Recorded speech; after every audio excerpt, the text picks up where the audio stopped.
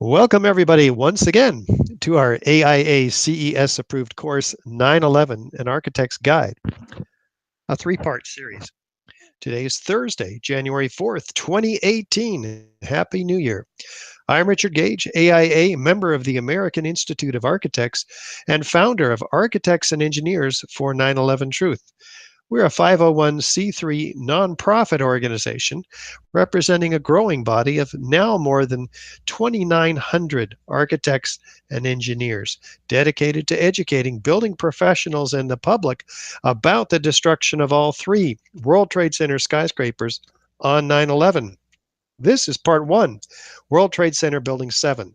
It's about the third tower, a 47-story high-rise that collapsed suddenly and symmetrically into its own footprint in under 7 seconds at 5:20 in the afternoon on September 11th. Let me first introduce you to our operations manager, Andy Steele. Hi, Andy. Hi, Richard. Hello, everyone. I just want to remind you, as I always do, that we will be taking questions related to the material that Richard presents today. At the end of the webinar, you can submit those questions by entering them in the questions and answer box at ae911truth.org. Also, sometimes YouTube defaults to low resolution. You can fix that by clicking the gearbox beneath the video screen and selecting 720 HD resolution. That'll clear the pictures right up for you. So with that said, back to you, Richard. Thanks so much, Andy. And can you go on and tell everybody how they can get credit for the course today? We're using the second script that I had sent you. Okay, well, that is very important. So architects and engineers can receive one learning unit for taking our course today. For those of you who are AIA members, as an approved course provider, we will be reporting your attendance directly to the AIA. So at this time and also at the end of our program today, we will need you to log your attendance by submitting your name, AIA number, and other information, including any questions you might have in the questions and information form online at ae911truth.org. If you're not an AIA member, we can email you a certificate of course completion, which you can forward to your other association for credit. Just got to ask us for it.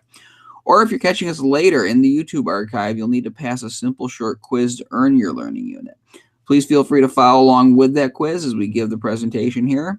You can find the quiz on our website at ae911truth.org/continuing-ed, or just look for the Continuing Ed banner on our homepage at ae911truth.org. And please see our several other AIA-approved course formats, including the opportunity to bring our live presentation to your firm or AIA chapter for the additional benefit of your colleagues. Now, with that said, back to you, Richard. Thanks so much, Andy. And just so people know something about my background, I was responsible at a local firm here in the San Francisco Bay Area for the construction documents for these $3 and $10 million gymnasiums and the construction administration for this $125 million high school. More recently, before launching full-time with this 9/11 reinvestigation, I had similar responsibilities working on this $400 million mixed-use project near Las Vegas with 6 blocks of retail, mid-rise office space, and parking structure, altogether about 1,200 tons of fireproofed steel framing. And what we want to realize is that I now work full-time educating architects, engineers, and others to understand what really happened at the World Trade Center using the material in these courses. And this course is approved by the AIA, but of course they don't endorse anything that we or their other content providers do mention in our courses. You know, never before has a steel frame high-rise building collapsed from fire. Why then did the World Trade Center Building 7 collapse on 9/11? The collapse was attributed to normal office fires, yet it occurred in the manner of a typical controlled demolition. Today, together, we'll evaluate which of these two hypotheses, fire-induced failure or controlled demolition, is more consistent with the evidence. You'll be encouraged to decide for yourselves if a new investigation is warranted. After today's course, you'll be able to describe the characteristics of building fires and the aspects of design that have contributed to make fire-induced failure in steel frame buildings a rare occurrence.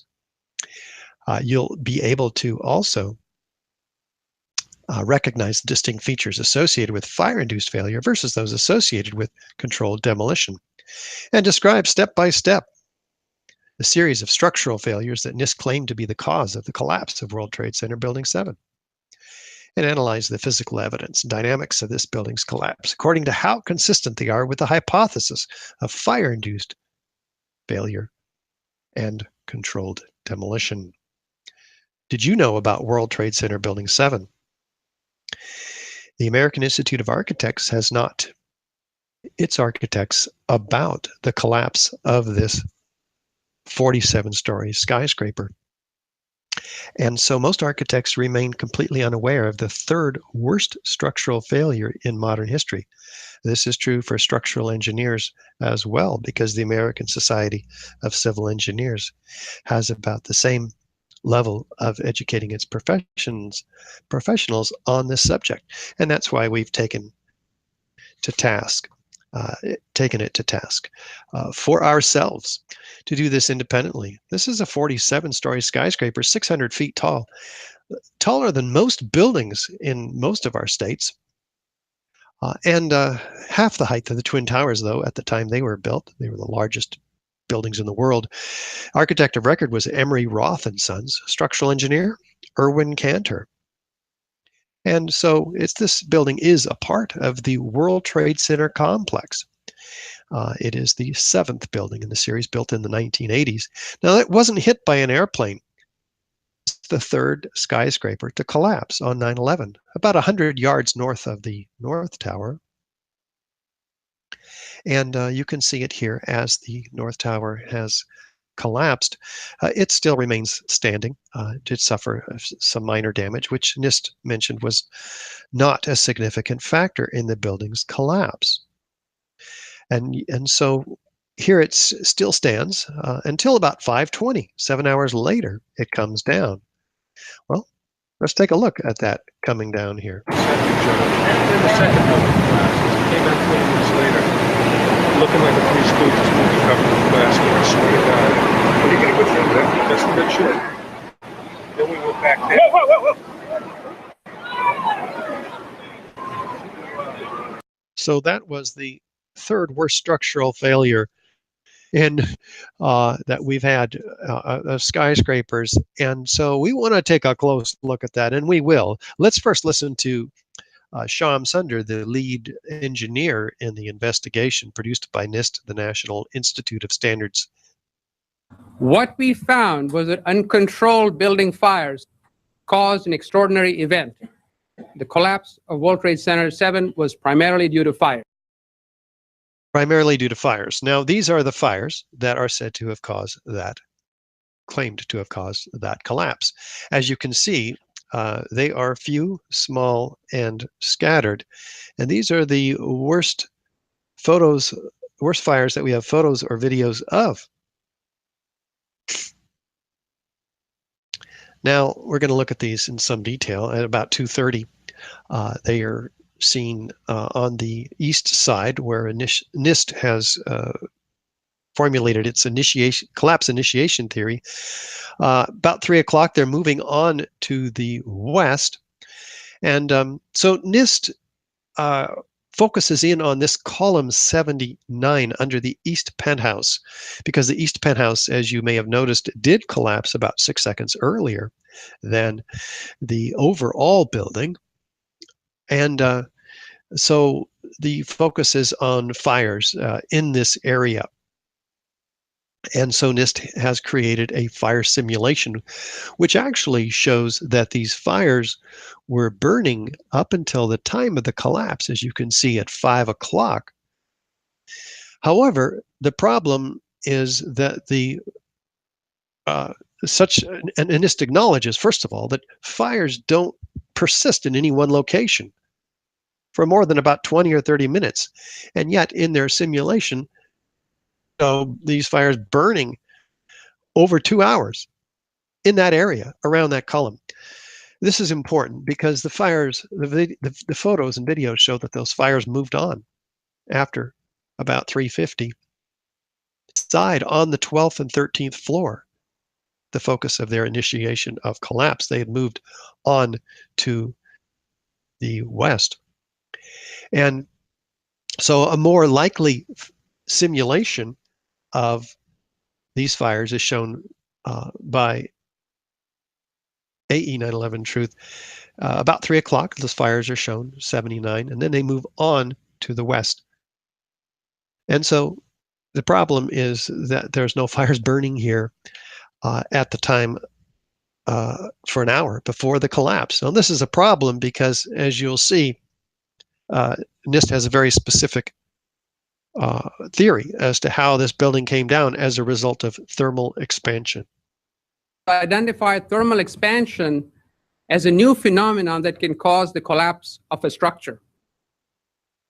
For the first time, we have shown that fire can induce a progressive collapse. So thermal expansion would require those fires to be burning at the time of the collapse because they're... And you can see on the screen, the column at the very right is column 79. And that's the column that first buckles, causing the floors to come down, followed by a quick succession of failures of adjoining columns. Because this thermal expansion pushed a beam off of its seat and creating this progressive failure that you just heard NIST talking about. So what are we saying? The official story says that these long span 50-foot beams heated up immediately prior to the collapse of this building at 5:20 by fires, which weren't even there. And by a process of heat, which couldn't have happened because these beams are fire protected. They have fireproofing on them halfway through that construction. Here you can see that that's the case. And yet they claim that these beams expanded, pushing this girder off of its seat on this column, allowing this floor to fail then after several floors fail, 9 of them, allowing this column to become unbraced, slender, therefore, and buckling, and allowing the complete vertical progression of collapse that you just saw in NIST's computer model. Several problems with this whole theory. The fires are burnt out 2 hours before. The beams are fire protected so that they wouldn't even sustain the kind of heat. There's only enough fire in this area for 20 or 30 minutes as admitted by NIST, and yet we have 2 and 3 hour fire protection here. They also apply all the heat from that fire into these beams in just a second and a half, forcing the material to expand longitudinally instead of sagging as it would do naturally, as you will see in what happens in normal steel frame buildings in fires. Well, even if all that could have happened and pushed this, it couldn't have pushed this girder off of its seat because that girder has shear studs. Are shown in the shop drawings. Here, NIST omits those shear studs, allowing that girder then to slide off. Well, let's just say that it didn't have shear studs and it could slide off. There's 2 other massive girders framed into this column, which would have held most of this floor intact. So even if this girder could have fallen, it would have fallen substantially by itself, producing maybe a dent in this concrete floor, but not the severing of the additional girder immediately below it that's framed into this column as well. And there wouldn't have been a progressive collapse, therefore. But let's just say that all that could have happened and that this girder fell off of its seat after it was pushed 6 inches. Actually, that couldn't have happened either. Why? Because is actually keeping that flange from folding because it is welded to both the web and the flange in the side view here, of this girder. So that girder would have had to have been pushed all the way off of its seat, at least 11 inches, which there's not enough thermal expansion capability or coefficient in these beams to produce such a failure. So NIST omits these stiffeners from their analysis and says, yes, it only had to be pushed halfway off of its seat. Well, even if that could have happened, we wouldn't have had the and even if there was a progressive collapse vertically through this entire structure, we would not we would have seen the results of that in the video, which you just saw and that you will see again. What you won't see is the buckling and crippling and warping of the exterior perimeter structural steel system, which would have happened if there was an interior collapse here. It would have looked like a beer can crumpling with massive breaking up of the granite panels on the exterior and incredible quantities of windows breaking, none of which do we see. And NIST then suggests that this vertical collapse from the 12th floor all the way up to the top floor then travels laterally in about 15 seconds across the width of this building, which is football field long building, the length of this building. So that is an extraordinary level of destruction that would require 400 structural steel connections failing every second throughout this building. And that just can't happen. Let's take a look at NIST and their computer animation. Here's our structural model showing the building collapsing, which matches quite well with a video of the event. Well, we'll see about that in a minute. In fact, right now, the computer model is on the right. The video event is on the left. We don't see a massive buckling of the building whatsoever. The computer model itself begins to tip over, which any natural collapse would do, tipping to the path of least resistance, the injured side, in this case to the right, and they stop it after 2 seconds. Why do they stop it after 2 seconds? Because it begins to look nothing like the video. In fact, they had 7 years to run this video. It's computer animation, and it completely undermines their own hypothesis. So we have some real problems here. And so we've submitted a FOIA request. Release the computer input data. So we, the architects and engineers who are tasked with ensuring the public safety, can have this to make these buildings not a problem. Because if this building came down by office fires, and we have hundreds of buildings that are somewhat similarly designed that need correction, and future buildings that need to be designed differently, yet it was denied. The reason? It might jeopardize public safety. Wait a minute. It's for the public safety that we have to release this information. So we have a real problem. And that's why we use the scientific method. We've had it for 100 years in the West or so. If we formulate a question on what caused the building to collapse, that's fairly simple, straightforward. We do some background research, make observations, construct a hypothesis, make predictions based on those hypotheses. Did fire bring the building down? That's our best guess. Fire. No, maybe controlled demolition. All the rational hypotheses are laid out, and we don't focus in on one due to financial or political considerations that might jeopardize our scientific objective opinion. So we test those with experiments, all the hypotheses. We analyze the results.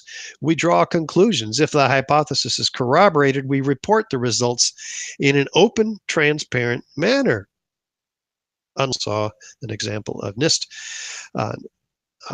doing, which was to deny the most basic computer input data to those of us who must have that. The hypothesis is not corroborated. We go back, construct new hypotheses until they stand up against the experiments, the data, the background research, etc. So with this in mind, let's do some background research, apply the scientific method, find out, well, what are the forces that have destroyed buildings? Fire is certainly a destructive force. It's an organic process. It moves through an area, as we mentioned, every 20 minutes or so, burning out that area and moving on, looking for fresh new fuel sources. So when a building does collapse due to fire, and as you'll see, never in history have we had a skyscraper collapse solely due to fire. But in wood frame buildings, for instance, the building would burn out in an area. It would fall asymmetrically or fall over in stages. It wouldn't collapse straight down through the path of greatest resistance, the cold, hard, intact structure immediately below. What about steel frame buildings? Well, here is the massive test done in 1995 in the UK with 2,000-degree fires in a building that they built 8 stories tall just for the purpose of burning it down to see what would happen. They have fireproofed and unfireproofed steel framing in here. The way in which steel-framed buildings behave in fires depends on their construction. In this test, done by British Steel in 1995, a large amount of typical office furniture was burned to see what would happen to the heavy steel beams that supported the ceiling.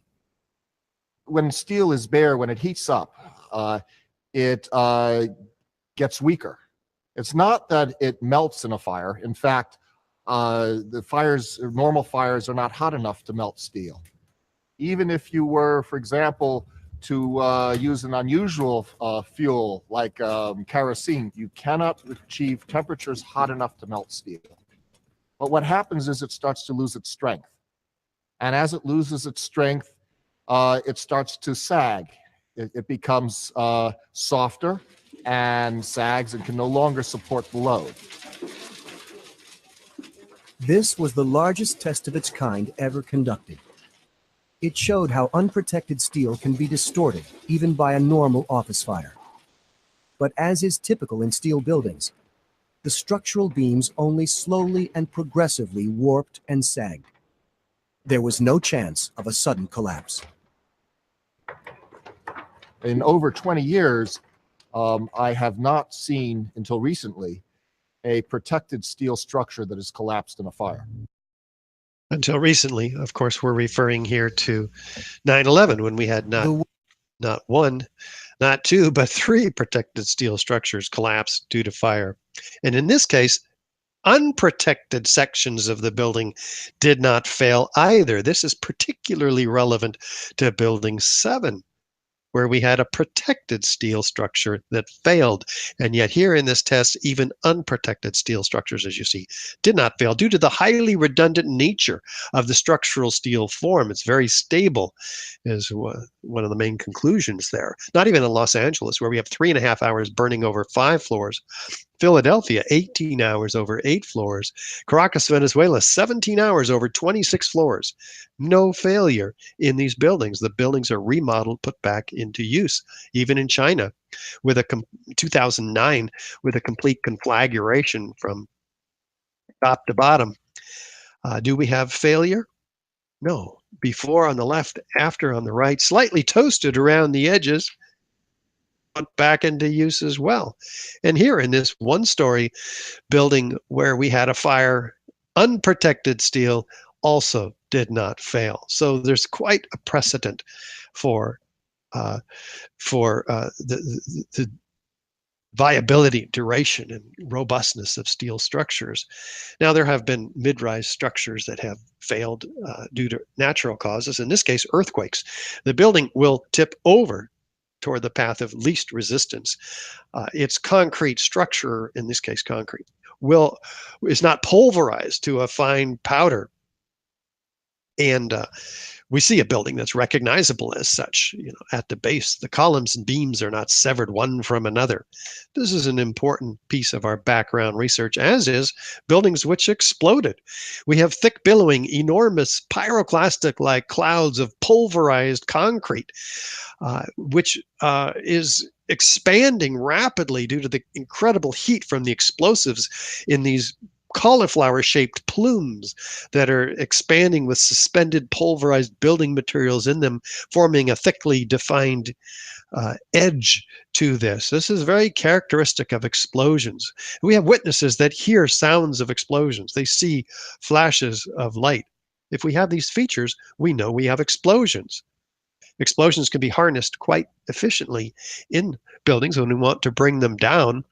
As you see here, we place thousands of cutter charges in a very meticulously engineered process where explosive loaders place the explosives against the columns and beams in the building and set them off precisely timed floor by floor. There's only a handful of companies that can accomplish this, and fire never has. So this is pretty important. There's a set of features associated with controlled demolitions. There's a sudden onset of destruction, usually at the base of the structure, but not always.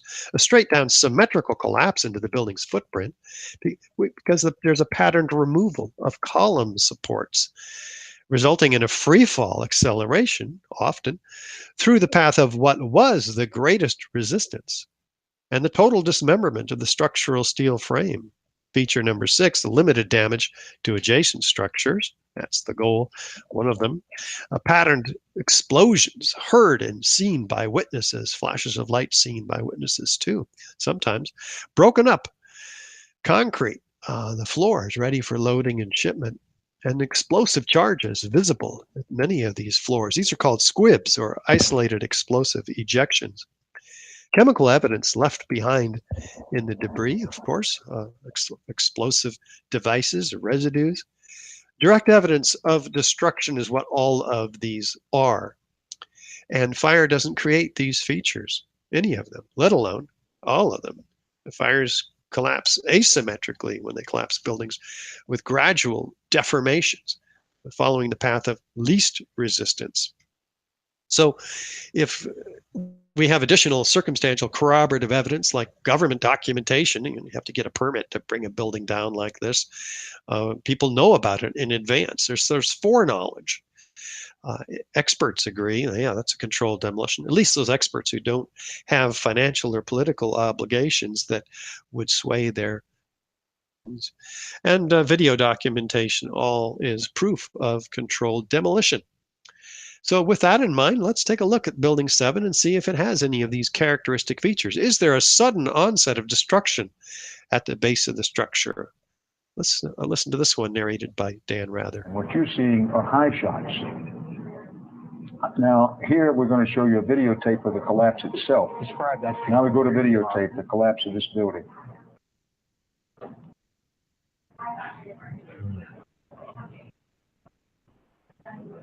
It's amazing. Amazing, incredible, pick your word. For the third time today, it's reminiscent of those pictures we've all seen too much on television before, when a building was deliberately destroyed by well-placed dynamite to knock it down. Well, that's very helpful information from Dan using his intuition to figure out what's happening. We should all be doing that. We've seen the old hotels, for instance, in Las Vegas that look exactly like this. So maybe we should include it in our possibility of hypotheses. Do we have a straight down symmetrical collapse into the building's footprint? Let's look from West Street. Pretty straight down, pretty symmetrical. Now this time, look at the penthouse, the main penthouse and screen wall, which cover the elevator core of this building, drop symmetrically, simultaneously, all at once, a half a second prior to the overall building coming down. But wait, weren't we just told by NIST that the initiation of collapse started on one side of the building, the east side, on the left of this building, and then travel across in about 10 or 15 seconds the football length of this building? Well, that would have shown us something very different. We wouldn't have the complete symmetrical drop of the core a half a second prior. So this completely undermines the NIST theory as well as the other points that we've been making here. And it does fall into its own footprint. The center of the pile is in the center of the building's footprint. That's how symmetrical it did fall. That doesn't happen naturally. Let's take a look side by side. Building 7 on the left, a known controlled demolition on the right. Is there any similarity? Is there enough similarity to warrant an investigation into the possible use of explosives, especially since it looks exactly like a controlled demolition? Especially since fire, the official cause of this building's collapse, has never brought down a skyscraper in history. before 9/11, and so it should not have the hypothesis of controlled demolition been the first, if not the only rational hypothesis considered here. And yet it was relegated to an afterthought after thousands of people inquired of NIST, hey, this looks like a controlled demolition. Did you look at that?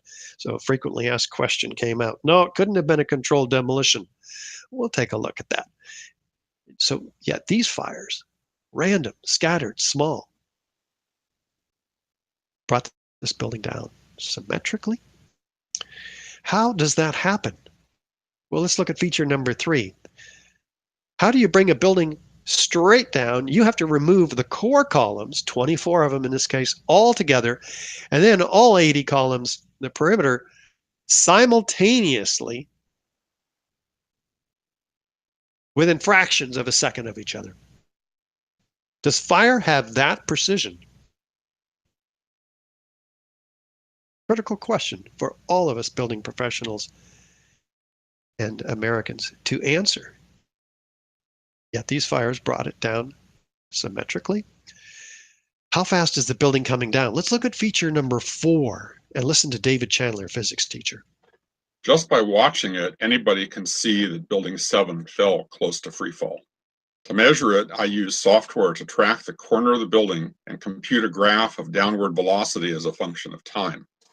The graph had a long, straight section indicating constant acceleration. Measuring the slope, I found the acceleration to be within 1% of the acceleration of gravity for the first 2.5 seconds. In other words, the building fell through its own structure with zero resistance.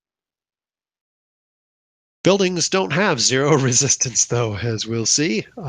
This building had 40,000 tons of structural steel holding it up. It was 3 to 5 times stronger than it ever needed to be to hold up that building. Yet it falls, gaining distance with every second. It fits the free fall curve perfectly. It's as if 8 stories were suddenly removed.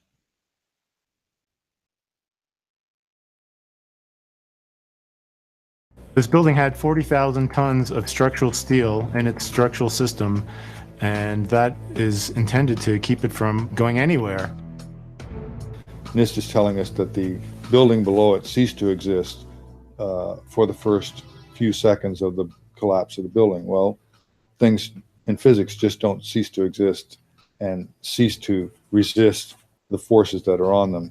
The building didn't disappear so the building can fall for 100 feet at free fall speed. That's impossible. That's a violation of the fundamental law of physics that says that for every action, there's an equal and opposite reaction. Indeed, NIST is forced in a public conference to admit that they weren't accurate, because previously they had denied that the building came down at free fall for any length of time. And yet here in their final report, they were forced to admit that the building came down in free fall for at least a third of its 7-second fall. But they suggest that this is consistent with their previous data, which is to completely obfuscate the point that how can a building fall at free fall? Well, all those columns have to be removed at once. And that results in feature number 5, the total dismemberment of the structural steel system. I mean, here's a 47-story moment-resisting steel frame skyscraper that collapses to 4 stories, like a house of cards, as if those, and therefore those connections, those moment-resisting connections must have given way. As we mentioned, 400 structural steel connections failing per second to bring this building down that fast. Buildings that fall naturally don't fall straight down through the path of what should have been the greatest resistance. They tend to fall over, and resulting in limited damage to adjacent structures, as you see here in the adjacent post office and Verizon building, fairly limited damage. What about feature number 7? Are there witnesses that hear sounds of explosions? Well, what does Shyam Sunder of NIST say? We did not find any evidence that explosives were used in the collapse of Building 7. We ran down detailed computer simulations of blast scenarios. This size blast would have produced an incredibly loud sound that was not recorded on videos of the collapse nor reported by witnesses. No? Well, let's listen to a few witnesses. We were watching the building actually because it was on fire. The bottom floors of the building were on fire, and you know, we heard this sound that sounded like a clap of thunder. Turned around, we were shocked to see that the building was well, it looked like there was a shock wave ripping through the building, and the windows all busted out, and you know, it was horrifying. And then you know, about a second later, the bottom floor caves out, and the building followed after that, and we saw the building crash down all the way to the ground. You know, we were in shock, and then the worst part. The building collapsed after hearing explosions. Well, what about this gentleman, Kevin McPadden, former Air Force medic? And then it was like another 2-3 seconds. You heard explosions, like boom. It's like a distinct sound. It's not like when in compression, like boom, boom, boom, boom, boom, like floors that were dropping and collapsing. This was boom, and like you felt a rumble in the ground, like almost like you wanted to grab onto something. That, to me, I knew that was an explosion. There was no doubt in my mind. And this gentleman. I'm going to call in Bill Rosati. He was here when it all happened. He saw it for himself. Bill, if you can just tell us what you saw, what you heard. I was standing like 2 blocks away, and all of a sudden I just seen a big flash, and then I seen the building coming down, and I just seen people just running everywhere. And this gentleman, Barry Jennings, who along with Mayor Giuliani's attorney, Michael Hess, had gone up into the building, not realizing that it had been evacuated after the planes hit the towers, but before the towers came down. Here's their experience. When we got to the 8th floor, I started walking to one side of the building. That side of the building was gone. The first explosion I heard when I was on the stairwell landing. We made it down to the 6th floor. Then we made it back to the 8th floor. I heard some more explosions. What's the sound? Like a boom. Like an explosion. More than one? Yes. We started walking down the stairs. We made it to the 8th floor. Big explosion. Blew us back into the 8th floor. When we get outside, a police officer comes to me and says, you have to run. We have more information of bombs, so you have to run. Information of bombs? Well, is there any other evidence of bombs? Let's listen to these firefighters. Late morning, 9/11, near Building 7. Yeah, here's one of the guys. He can tell you I'm okay, all right? Here, hold on. You want to call your mother or something? Not many of these witnesses of explosions are included in the final report by NIST. Not one. This is pretty relevant information, especially given the appearance of these. How about the seismic study? There was a seismic wave associated with the time of the collapse, and so NIST quite conveniently suggests that the start of the collapse was noted at 5:20 p.m. and 52 seconds.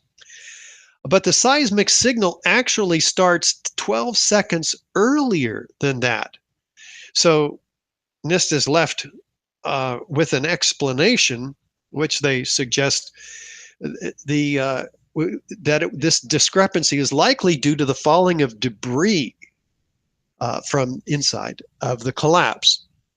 Now, that's consistent with their theory that the collapse starts at least that many seconds earlier than the interior collapse, than the exterior collapse. But we have just disproven that theory 6 ways from Sunday. So this doesn't work. It's more likely, far more likely, that the seismic waves here are a result of explosions. In fact, that is the conclusion of Andre Rousseau, who says the bell-like form of this seismic wave points to an impulsive source of energy, not percussion to the ground due to the falling of debris. The seismic waves are only created by brief impulses, low frequencies, and these undeniably have an explosive origin. Wave velocities and frequencies are easily explained if you consider that the seismic waves were created by strong explosives. I encourage you to look at this paper produced in 2012, peer-reviewed paper. And then pyroclastic-like clouds. What does this mean? Is there incredible heat produced here? Well, the National Fire Protection Association Guide 921 for Fire and Explosion Investigation says look for large volumes of gas and a large amount of heat released in chemical explosions, which can cause rapidly expanding plumes of hot gases. Do we have such? Well, look, racing in every direction away from the collapse of Building 7 at 35 miles an hour, expanding several times the volume of the building in just seconds with these pyroclastic-like clouds that comes from the term associated with volcanoes, with incredible heat and suspended pulverized building solids. That is produced by what? The heat from these few small scattered fires? Can't happen. It's a lot more heat than that. Something on the order of what you see here. How about persistent heat and the cause of this heat and other evidence of this heat? Well, the NASA air flights with their infrared sensitive cameras pick up 1,340 degree temperatures on the surface of Building 7's collapse. Well, these are temperatures associated with the extremely hot fires. And yet, there's no fire on the surface. So what are we measuring here? We're measuring the radiant heat that is coming up from deep down in the pile, from something that surely must be much hotter than 1,340 degrees as it appears as it gets up to the surface. Let's look at some more evidence here from Jonathan Barnett, FEMA author. Says steel members in the debris pile that appear to have been partly evaporated in extraordinarily high temperatures. How do you evaporate steel? That takes 4,000 degrees. Where are we getting 4,000 degree temperatures from those few small scattered fires that we've seen? Can't happen.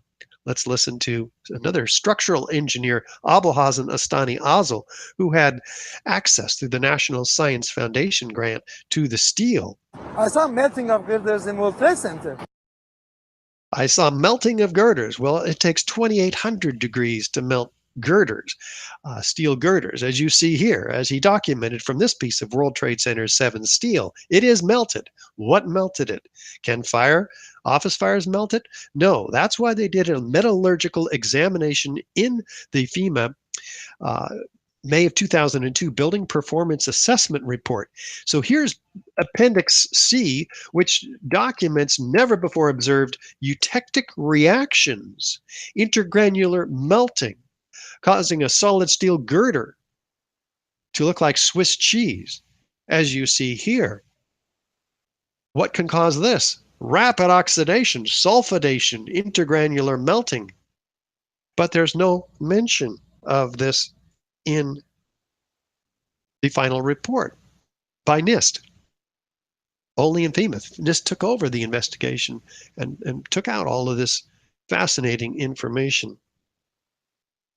Liquid iron, sulfur, formed during this hot corrosion attack on the steel. But there's no mention of this in the NIST report. It's called perhaps the deepest mystery uncovered in the investigation by the New York Times, and yet it is ignored by NIST. Well, NIST says we couldn't test the steel. We didn't have any steel. No steel from World Trade Center 7. The steel wasn't recovered. No steel was recovered. Steel not recovered. Steel precludes test particles. Tests on actual materials. No metallography could be carried out. Well, this isn't true because we just saw that FEMA, before NIST, had done detailed examination of the steel. In fact, here's the co-project leader of the NIST report himself, Jonathan Gross, cutting off the very piece of steel that was provided to FEMA to produce that metallurgical examination. So clearly steel was available. So somebody's not telling the truth here. How do we get those kind of temperatures that can do that to steel? Hydrocarbons, which is buildings, even jet fuel, only produces temperatures 600, maybe 1400 degrees typically. Yet steel had melted during the event. As you see here, we can tell what the temperature is of molten material by its color. We're exceeding 2500 degrees Fahrenheit. And yet fires are only half of the, not even half of these temperatures typically. Thomas Iger, who supports the official story, says the World Trade Center fires are about 1200 degrees. What caused the steel to melt? Is there forensic evidence of something that could cause the steel to melt? Could thermite have produced all that molten metal? What is thermite anyway? An incendiary used by the military, thermite is a compound of iron oxide and aluminum, which when ignited sustains an extreme heat reaction, creating molten iron. In just 2 seconds, thermite can reach temperatures over 4,500 degrees Fahrenheit, quite enough to liquefy steel. We know that open-air fires cannot burn hot enough to melt steel, but metal had melted at the base of the towers. Appendix C of the FEMA report describes sulfur residues on the World Trade Center steel. The New York Times called this the deepest mystery of all. Sulfur slightly lowers the melting point of iron, and iron oxide and iron sulfide had formed on the surface of the structural steel. Sulfur used with thermite is called thermate, producing even faster results. Well, maybe we're getting somewhere here. If thermite were used, it could explain the extreme hot temperatures, 4,000 degrees, the byproduct of thermite. It would explain the molten iron, elemental iron, not steel, but iron. We haven't used iron in skyscrapers for about 100 years. This is elemental iron. It could also explain the sulfur. Sulfur's added to thermite to become thermate, producing even much more ability to cut through steel. So what about the investigations? The NFPA 921 Guide for Fire and Explosion Investigations says you look for unusual residues that could arise from thermite or other pyrotechnic materials. Now, NIST claims we found no corroborating evidence to suggest that explosives were used. But a year later, when they were really pressed on this, they write, we didn't test for the presence of explosive residues.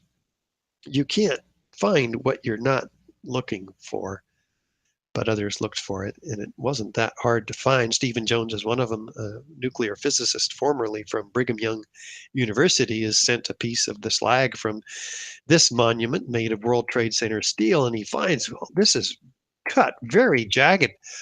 This isn't how oxyacetylene torches work. This is how oxyacetylene torches that the ironworkers were using to cut steel at the site.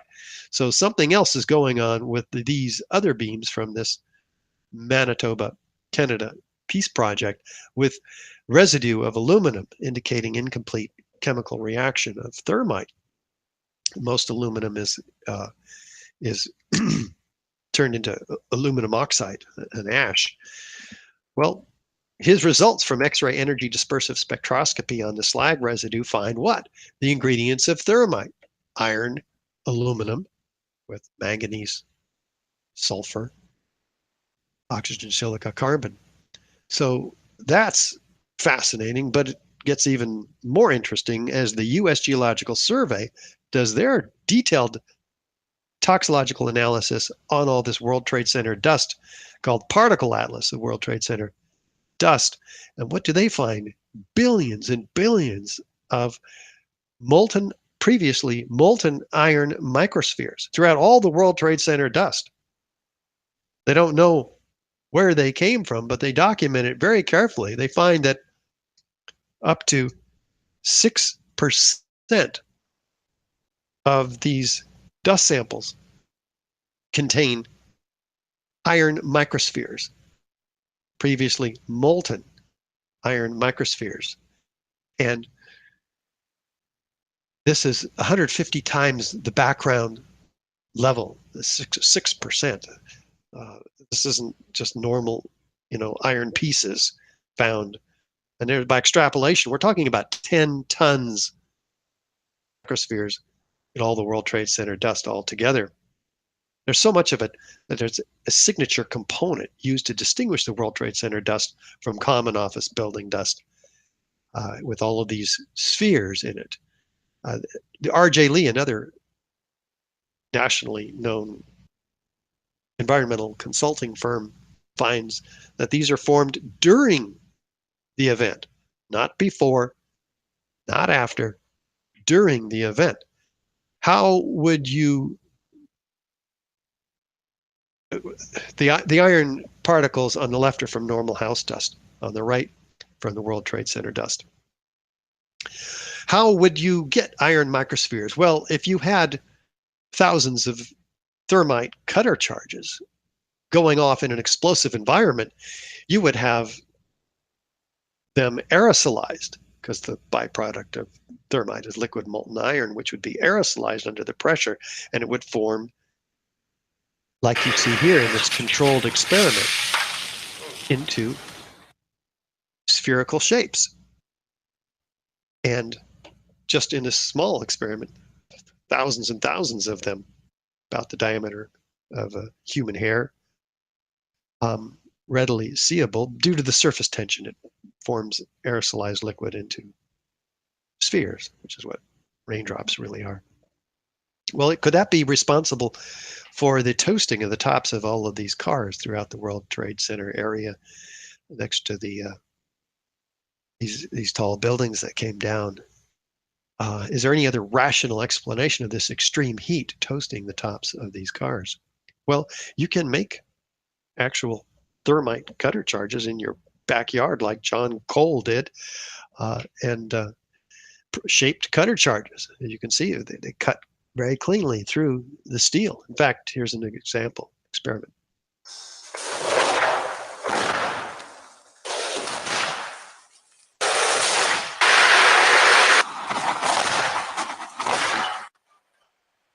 And they do cut cleanly through the steel if properly designed. And there are much more efficiently designed inventions, in this case thermite-based apparatus, which is a shaped cutter charge issuing in hundreds of milliseconds molten iron streams through much thicker structural steel more efficiently than C4 and RDX, which are normally used high energy explosives in controlled demolitions. Why wouldn't they have to have used those? Well, they produce very high audio and visual signatures, flashes, bangs. So in the deceptive controlled demolition, one wouldn't want that. In fact, one might even use consolidated thermite in the casing of these cutter charges, which burns up the whole casing altogether, leaving nothing but molten iron in the residue, which there is a whole lot of. And what else was found, though, in the World Trade Center dust? Because a team of scientists led by Niels Harrit and Stephen Jones received 7 independently collected samples, and 4 of them were collected and analyzed. And this material is red on one side, gray on the other, kind of looks like paint, and they're dual layered, but they come up to a magnet. So they get real curious and zoom into the red layer and do an X-ray energy dispersive spectroscopy and find what? The ingredients of thermite in the red layer, aluminum and iron, along with oxygen, silica, carbon. This is the residue of thermite. They get real curious now, zoom in 50,000 times with an electron microscope and find what? Rhomboidal crystalline particles of iron oxide and aluminum platelets mixed in an organic material of oxygen, silica, carbon. So these particles are 1,000 times smaller than the human hair at the nano scale.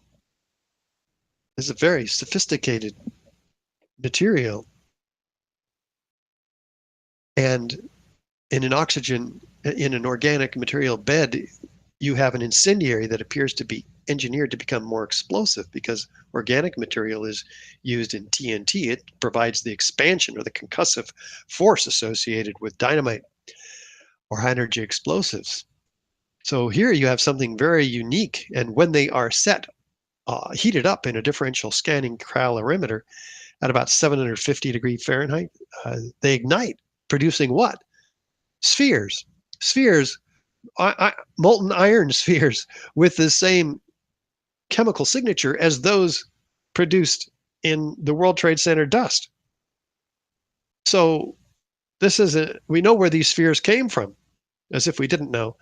They're found attached to partially ignited red-gray chips, as you see here and here.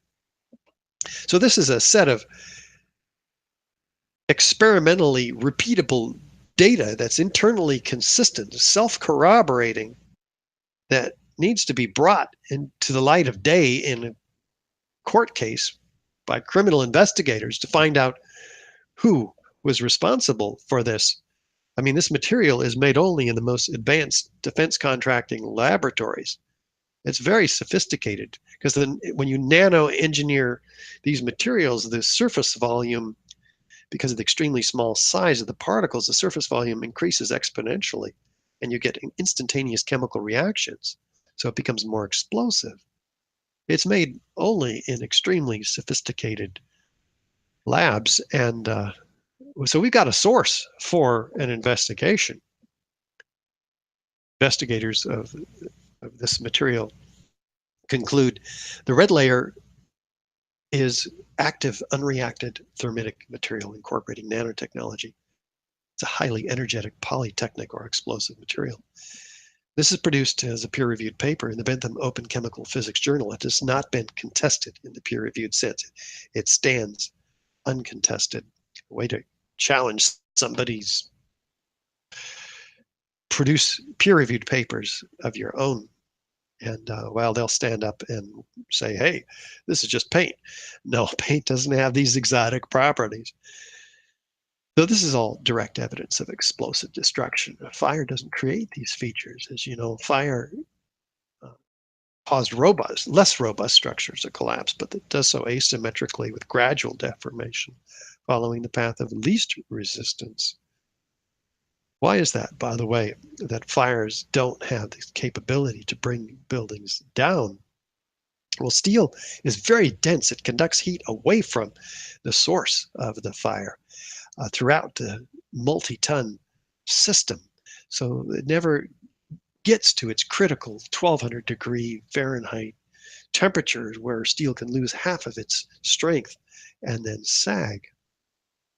Cementitious fireproofing also keeps that heat from ever becoming a problem in fire protected buildings where we have 2 and 3 hour fire protections on the beams and columns.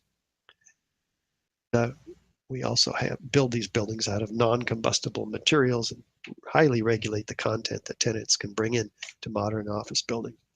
So we don't have a problem. And if we ever have a trash can fire, they typically go out with fire sprinklers, which of course were compromised by the airplanes in the case of the Twin Towers. And in case of Building 7, the Twin Towers collapse caused water mains, it's said, to have been compromised. Well, at Building 5, we certainly had a fully engulfed building. And if any of the buildings in the World Trade Center were to collapse due to fire, we'd expect it to be this one. Did it? No. Mid-rise office, high-rise office buildings do not collapse. Fire. Not even by these relatively small, randomly placed. Couldn't have been. It's said to have brought this building down in 6.5 seconds. Yeah. The first time ever. What about additional circumstantial corroborative testimony? Data from the FEMA and NIST reports. We did have an investigation. FEMA came out, $600,000 worth of funding. Finally, they using the same volunteers that they started with, who were complaining about access to the blueprints, access to the steel, bureaucratic restrictions, the FEMA refusing to let them appeal to the public for photographs and videos. They had a heck of a time. In 2008, NIST took over the investigation throughout the Appendix C metallurgical examination, even though they had $20 million. Well, not in the case of Building 7, but I have 1,000 pages of obfuscation, and yet they still suggest that truthfully we've had trouble getting a handle on Building 7. Great. But FEMA came out and suggested further research, investigation, and analysis are needed to resolve the issue. And yet they couldn't, because there appears to have been a destruction of evidence. And what was that? The largest and most perplexing structures in history, but the steel had been taken away from Building 7 starting just 2 weeks after 9/11. 400 truckloads a day put on barges and shipped to China for recycling before the forensic engineers could get their hands on it and do a proper investigation. This is the illegal destruction of evidence in a crime scene. Citing Bill Manning, editor-in-chief of Fire Engineering magazine, to cry out crucial evidence that could answer many questions is on the slow boat to China, showing an astounding ignorance of government officials to the value of a thorough scientific investigation. The destruction and removal of evidence must stop immediately. Oh, what did the experts say? At least those experts who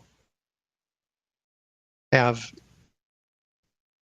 less influenced by political and financial considerations, such as the handful of controlled demolition companies in this country who rely on federal contracts, which might keep them from disagreeing formally on such a massive issue as this with their signers of their paychecks. But how about Danny Jawenko, 27-year controlled demolition expert from Europe? Danny Jawenko is the expert on this in Europe. What did he say? Dit is controlled demolition. Zeker weten. Zeker weten. Er is nagesprongen. Dit is in opdracht gebeurd. Het heeft een team gedaan van experts. Okay, how about Hugo Bachmann, chairman of the Department of Structural Dynamics at Earthquake Engineering, says, in my opinion, the building World Trade Center 7 was, with great probability, professionally demolished. And Kamal Obeid, one of 100 structural engineers questioning the official story. A localized failure in a steel frame building like World Trade Center 7 cannot cause a catastrophic collapse like a house of cards without a simultaneous and patterned loss of several of its columns at key locations within the building. Is there foreknowledge of the destruction of this building? Well, let's take a look here. We have an anonymous engineer predicting this collapse because Chief Hayden, Fire Chief Hayden, asked him, we allowed it to burn. Could we anticipate a collapse? How soon?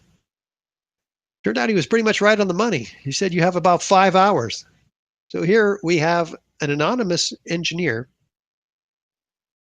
predicting the unprecedented collapse of a skyscraper by fire within minutes. That is really good. This prediction could only have been made with foreknowledge. Yet Chief Hayden will not release the name of said engineer. Very problematic. How about these construction workers walking away from Building 7, hearing an explosion over their shoulder, looking back at the building, and then looking straight into the CNN camera and saying this. You hear that? Keep your eye on that building. It'll be coming down. The building is about to blow up. Move it back. All right, guys. Sorry. We are walking back. There's a building about to blow up. On flame, debris coming down. About to blow up, flame and debris coming down. How do they know that a building that has a few small random scattered fires is about to blow up?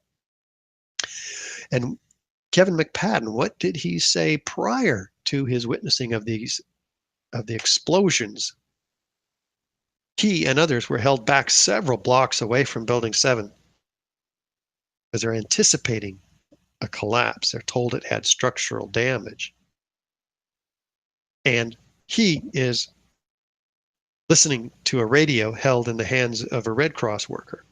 At the last few seconds, he took his hand off, and you heard 3, 2, 1. 2 fires bring buildings down to countdowns? About the BBC, who announced this collapse of this building, the unprecedented collapse of this building, 20 minutes before it even happened.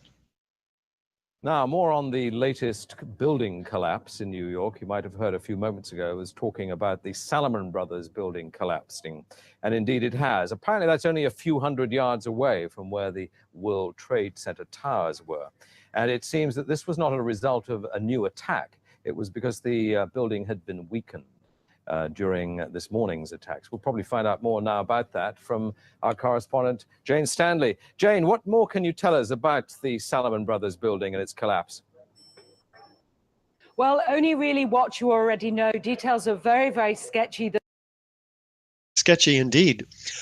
So how lucky can they be to announce the collapse of this building before it even happens? Are they psychic? They apologize for this grievous error, citing the confusing events of the day. CNN actually announced the collapse of the building that morning after the Twin Towers had collapsed. Take a look. In New York, Alan Dobbs-Frank joins us on the phone in Lower Manhattan. Alan? Alan, just 2 or 3 minutes ago, there was yet another collapse or explosion. I'm now out of sight. A Good Samaritan has taken me in on Duane Street. But at 11:15, there was another collapse or explosion following the 10:30 collapse of the second tower. And a firefighter who rushed by us estimated that 50 stories went down. The street filled with smoke. It was like a fire. 50 stories went down? There's no other building that went down as a result of the Twin Towers going down, much less a 50-story building. Had it gone down at that time, it would have been completely obscured in the massive dust cloud created when the Twin Towers went down 15 minutes earlier. We would never have these videos of it. Was it supposed to go down? We don't know.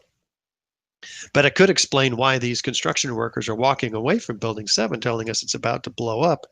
Might also explain these words by Larry Silverstein a year after 9/11. He had acquired the whole World Trade Center complex, having previously owned Building 7 that he built in the 80s, mid-80s. He acquired the rest of the buildings just 6 weeks prior to 9/11. He's interviewed here on PBS's America Rebuilds. I remember getting a call from the fire department commander telling me that they were not sure they were going to be able to contain the fire. And I said, you know, we've had such terrible loss of life. Maybe the smartest thing to do is pull it. And they made that decision to pull, and then we watched the building collapse. They made the decision to pull, and we watched the building collapse. Well, FEMA reports that the firefighters made the decision early on not to attempt the fires, to fight the fires, due in part to the damage from the towers. So no manual firefighting operations were taken by FDNY, according to FEMA. Sham Sunder of NIST says there was no firefighting at all in World Trade Center Building 7. So there's no firefighters to pull, because Larry Silverstein came back and said, oh, I didn't mean pull the building. I meant pull the firefighters out of the building. Well, they weren't in the building. By 11:30 a.m., Chief Fellini ordered the firefighters away. So we got some problems. Have we shown a hypothesis that is corroborated for controlled demolition? Do we have 10 key characteristic and uncharacteristic features of controlled demolition? Can fire create any one of these evidence of destruction with explosives? Is there additional circumstantial corroborative evidence supporting the hypothesis of controlled demolition? Is that proof to you of controlled demolition? If so, I encourage you to look further into this issue, and we want to close the official educational portion of this course at this point and begin to take your questions. First, I want to encourage, I want to ask Andy to let us know how the architects and engineers can get credit for today's course. Andy? Okay, at this time, be sure to submit your name, AIA number if you have one, your email, city and state on the questions and information form. If you're not an AIA member, just ask us for a certificate of course completion, which you can then submit to your other association for credit. Also, you can submit your questions now in the same input form, and we will do our best to answer them. Or if you're watching the on-demand course on the YouTube archive, you can now start your online quiz. Also, be sure to sign up for our monthly email newsletter on the right side of the website. In the meantime, we're going to take just a few minutes to answer some questions and tell you about some of the ways that you can get involved if, now that you're informed, you agree that this evidence is quite compelling and warrants a new investment. And thanks so much, Andy. We have the quiz you'll find right here, as Andy mentioned. Please sign up for our email newsletter online at our website here so that you can follow the important work that we are about and get informed as well on the website. Sign the petition calling for a new investigation. Join 2,900 other architects and engineers and 20,000 additional people by signing this petition calling upon Congress for a new investigation of the destruction of all 3 World Trade Center skyscrapers. You can sign that petition here for us. Do donate and become a member of AE 9/11 Truth, as 2,000 others are supporting us on a monthly basis, trying to keep the educational effort and waking up of the American people in general, specifically government officials, media officials, academic institutions, and professionals in the building industry. Volunteer and help us. In fact, Andy, what are some of the volunteer opportunities? Oh, we have a lot of them, especially coming up in the new year. As Richard mentioned, we have the Bobby McIlvaine Act that we're trying to get passed through Congress, and that's going to require a lot of help from our supporters, from people that want to volunteer. Plus, there's other duties that you can do too. So, if you've got just a few hours a week that you can give to this important cause, we ask you to give them. You can join our volunteer team by going to ae911truth.org, selecting the What You Can Do tab at the top, and then there's an option to volunteer. You fill out a very short application, and we'll get in touch with you and get you to work. Pretty awesome. Thanks so much, Andy. You can do that right here on the website at ae911truth.org. You can also, on your own, reach out to elected representatives, television, radio, newspapers, based on the information you find on our website. Tell everybody you know. Screen the documentaries that we have, the DVDs. Share the brochures one-on-one.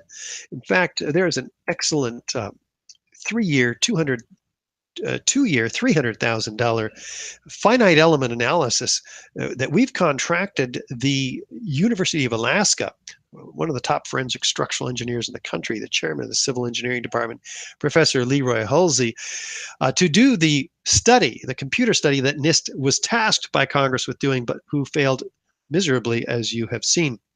And this will be quite different. We're expecting the results shortly in February. The draft report, we need your feedback on that and need you to support this study financially as well. Now, more about that can be read in our Beyond Misinformation booklet, which is, you can also get 2 hours of HSW learning units by reading this 50-page booklet. It's a critique of NIST, all 3 skyscrapers, and their official the official version of events as they claim. So we have also a landmark documentary with 40 high-rise architects, structural engineers, metallurgists, chemists, physicists, controlled demolition experts, all laying out this evidence. I want to give you just a 3-minute peek before you get to your questions here.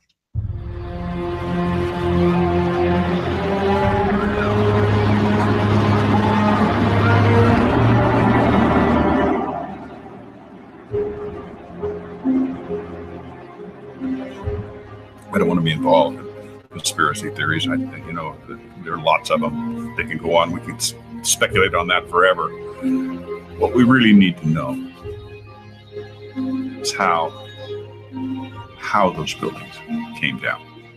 World Trade Center 7 collapsed because of fires fueled by office furnishings. It did not collapse from explosives or from fuel oil fires. To undermine scientific integrity is to undermine our democracy. This is what NIST has done, denied and ignored crucial evidence. The American people absolutely need the truth of 9/11.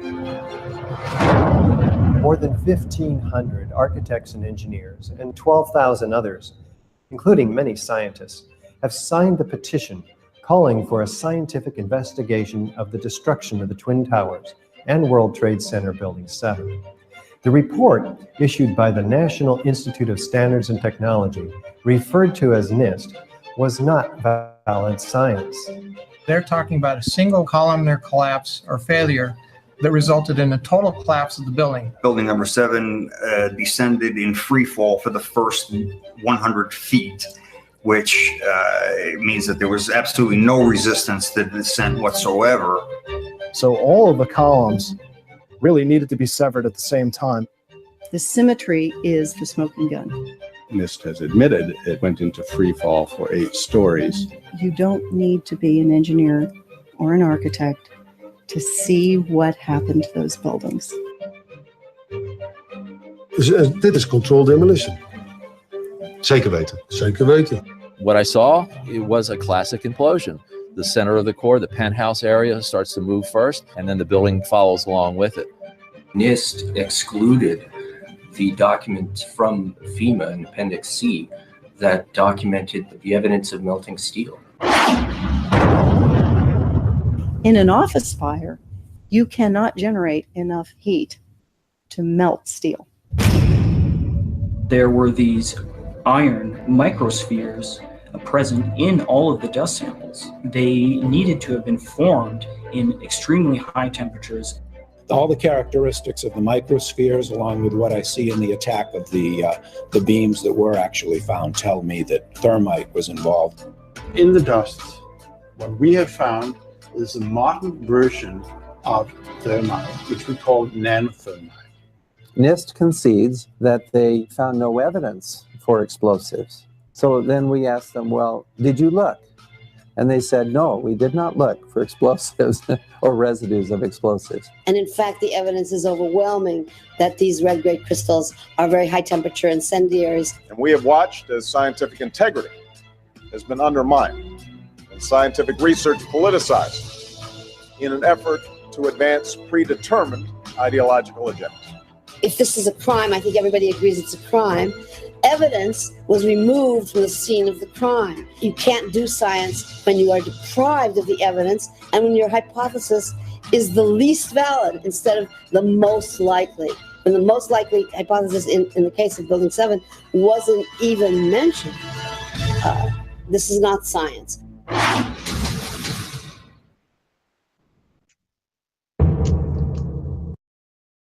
And earn 1 HSW learning unit from the AIA for watching that DVD right on our website.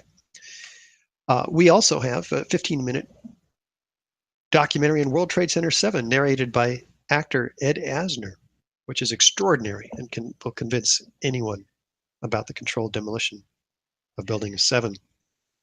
And many, many other courses, of course, including the opportunity to bring the course live to your AIA chapter or to your firm.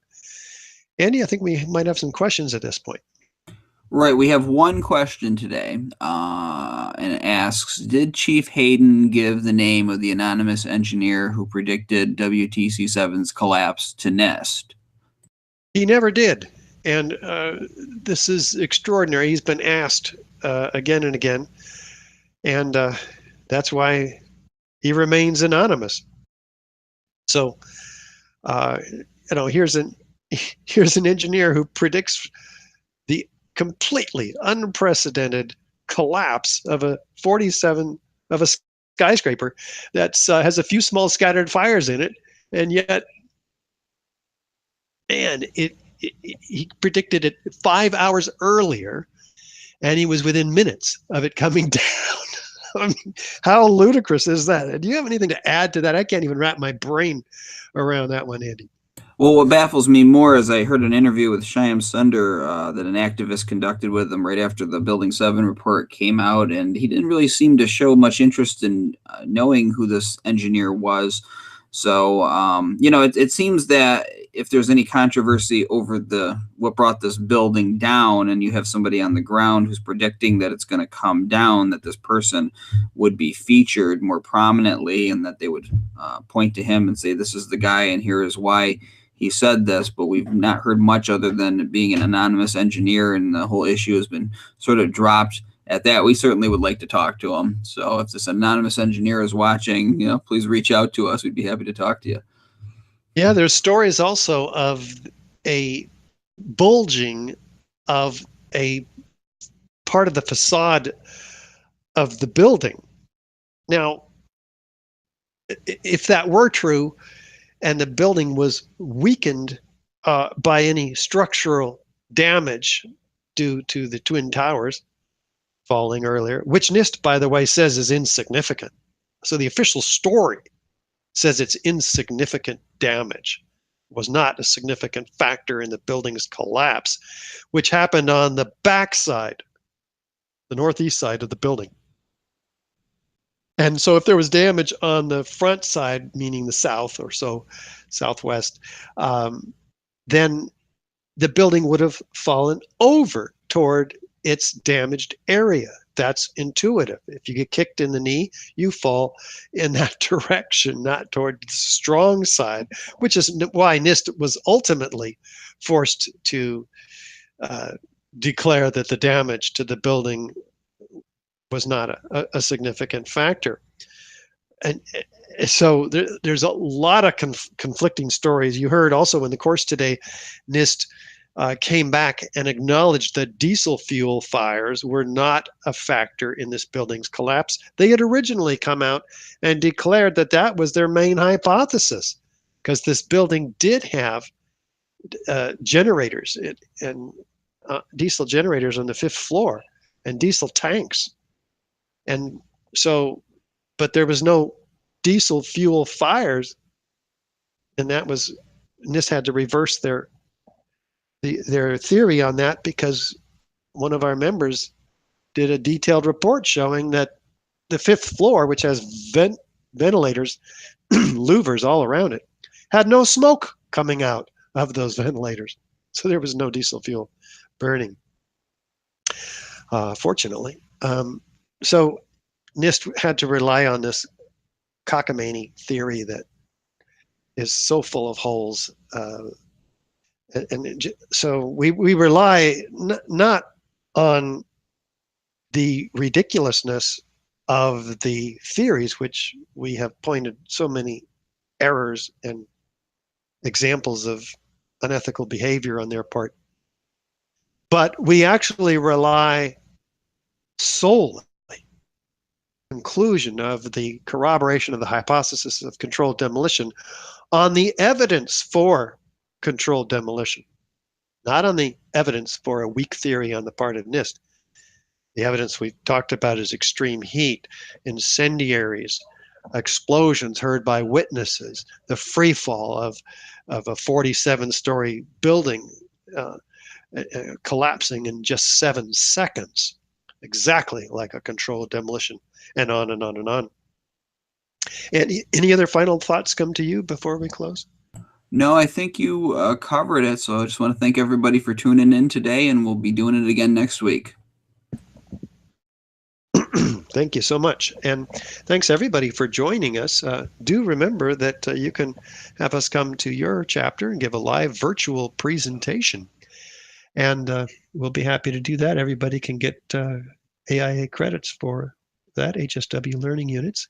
Sign up for our email bulletins and pass the link for this course around so everybody can benefit from the knowledge that you just did. We'll be back with part 2 next week. And that's on Thursday, a week from today, at 2 p.m. Pacific for the World Trade Center buildings, and that's the Twin Towers explosive destruction that we'll start with, and next week, and where we look at the sudden near freefall collapse of these buildings, the high velocity lateral ejections, shattering in the steel frame, midair pulverization of concrete. The new section that we've developed on the seismic evidence, which shows evidence of explosions, not a collapse.